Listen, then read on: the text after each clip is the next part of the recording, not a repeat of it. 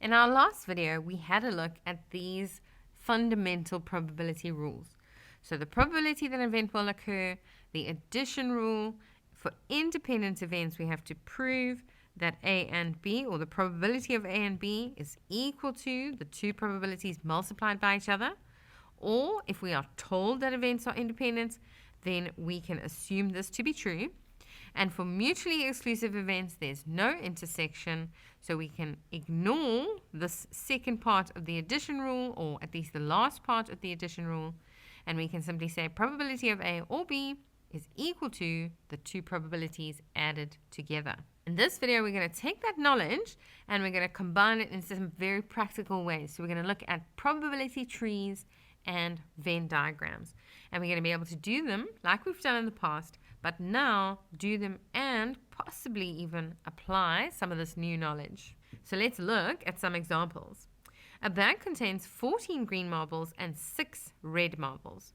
2 marbles are randomly selected from a bag without replacement. Use a probability tree to determine the probability of selecting. And then we've got here 2 green marbles and then finally 2 different colored marbles. Okay, now the first thing we need to think about is, are these dependent or independent events?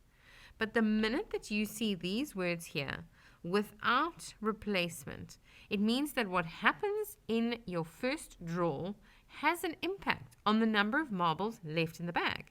So obviously your second event is going to be impacted. And so these are dependent events. And for dependent events, I strongly recommend a probability tree to help you solve. So let's get a tree drawn. So we're going to start here and we're going to say, okay, I can draw.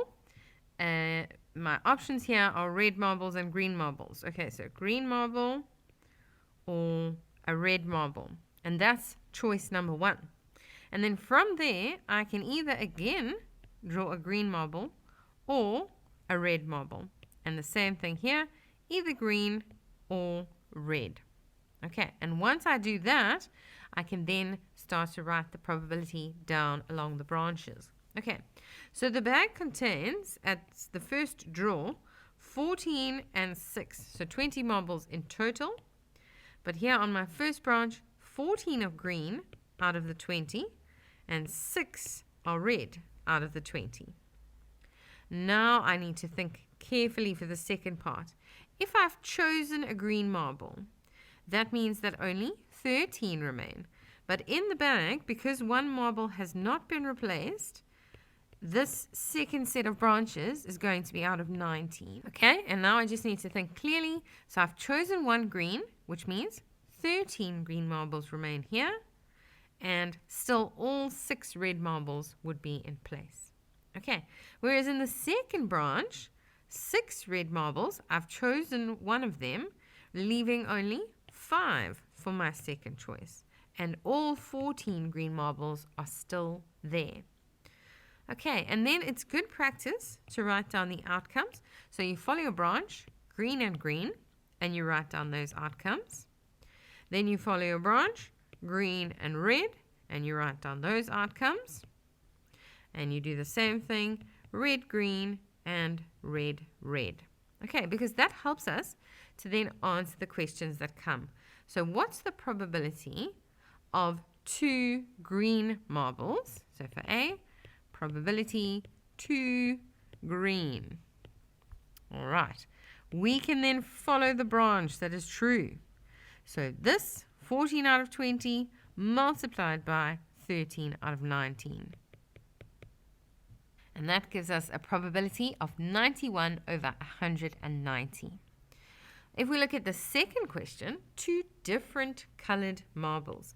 So there are actually more solutions here. There's this set of branches and this, because the one is green and red and the one is red and green. Okay, so when that happens, I take the branches that satisfy and I add their probabilities together. So probability, 2 different, let's say, and then we can say, okay, along this tree, 14 out of 20 times 6 out of 19 plus the probability on my other branch. 6 out of 20 times 14 out of 19. So we multiply along the branches and then we add different outcomes together. So that'll give me 21 out of 95 plus 21 out of 95.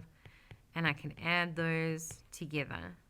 So there is the probability of getting 2 different colored marbles when drawing them from a bag. Now let's take a look at Venn diagrams. So here we're given a little scenario. 240 people were interviewed about their favorite takeaways. The diagram shows the number of people who chose hamburgers, pizza, or sushi. Determine the probability that a randomly selected person would choose. And then we've got some options there. So just to make sense of this, what we need to know is how many people are actually in this sample space. Okay, and they gave us that right there in the first slide. 240 people were interviewed in total. Now we need to understand that these numbers here represent everyone who said, yes, I like a hamburger, or yes, I like pizza, etc. So what we'll see here is that 84 people like only hamburgers. They're not interested in pizza or sushi. But, for example, these 12, they like everything. So they're the intersection of all 3 circles. So 12 people said, I'll have a hamburger or pizza or sushi and be quite happy. But these 5 over here, maybe they don't like takeaways at all, but they didn't like these 3 options. So they don't like anything. Okay, so if we understand how a Venn diagram works, then we can quite easily answer their questions. So they've said, what is the probability that a person would choose pizza? Okay, so we look at how many people chose pizza. Okay, and that's everyone in the pizza circle. Have a look at the difference between question 1, or question A rather, and question B. The one says pizza and the one says only pizza. So for A, I'm allowed to include people who like pizza and some other things. So all of those are going to be included. So I'm going to say 17 on my calculator. 17 plus 12 plus 3 plus 52. And that takes me to 84 people out of the total 240. And I can simplify that to 7 out of 20. Okay, the second question, however, says only pizza. So that means now I'm not interested in people who like other things. I just want the pizza loyal fans. So that probability of only pizza, oh, that was supposed to say B, only pizza is equal to 52 out of 240. And that can simplify to give us 13 out of 60. What's the probability that someone likes hamburgers and sushi? So H and S. We now need to go and find where is the intersection of those 2 sets, or rather the intersection of those 2 events. They're all part of the same set. So probability hamburger and sushi. So they need to be part of both of those circles. So that would be these people here. So 9 plus 12 gives us 21 out of the total 240. Let's check if that can simplify. And that gives us a simplified answer of 7 over 80. And then lastly, what's the probability that someone would choose not sushi or not choose sushi? So I myself am not a sushi fan, so I'd be in that category. Let's work out the probability. So what we have to do then is we have to say, okay, well, who didn't choose sushi? These ones, these ones, these ones, these ones. Okay, and we can add them all together and we can get the probability. But what's very cool is we can also do the opposite. And we can say, well, if we can work out the people who did choose sushi, then the not sushi option would just be 1 minus that. So not sushi would be 1 minus the probability of actually choosing sushi. So 1 minus, and then there, everyone in that red circle, so 9 plus 12 plus 3 plus 58 gives me 82. So 1 minus 82 over 240. And let's see what we get. That gives us a probability of 79 over 120. And if you wanted to, you could check and you could say, well, this plus this plus this plus this over 240, and you'll get the exact same answer. So either method is 100% fine. We also need to know how to draw Venn diagrams. So look at this next example. It says 150 grade 11 learners were surveyed and asked if they owned an iPhone I or a Samsung S. The results were as follows. 8 learners did not own an iPhone or a Samsung, so they had no device.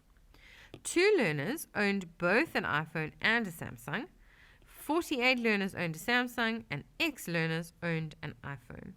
Use a Venn diagram to determine how many learners owned an iPhone. So in other words, what is this X actually representing?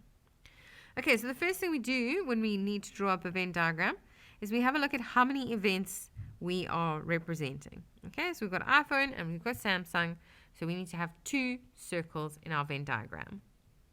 Now, let's populate this. So one of these events is an iPhone, and one of these events is a Samsung.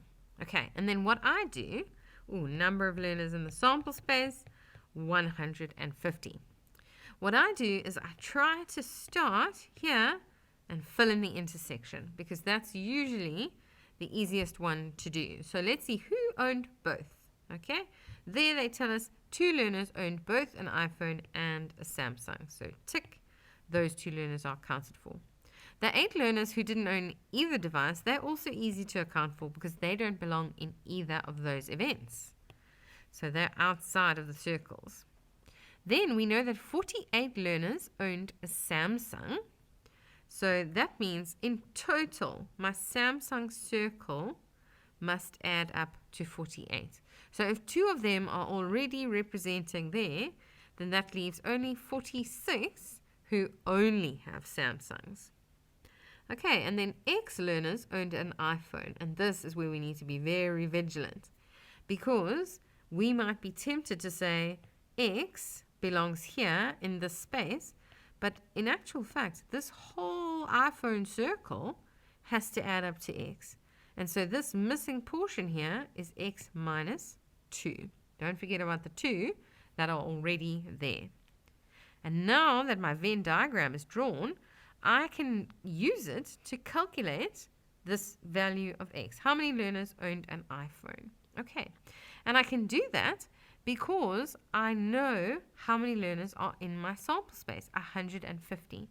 So if I add all of these little bits together, my answer needs to come to 150.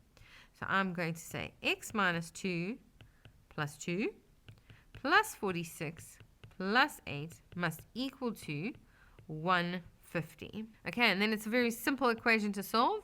Those 2's are going to cancel.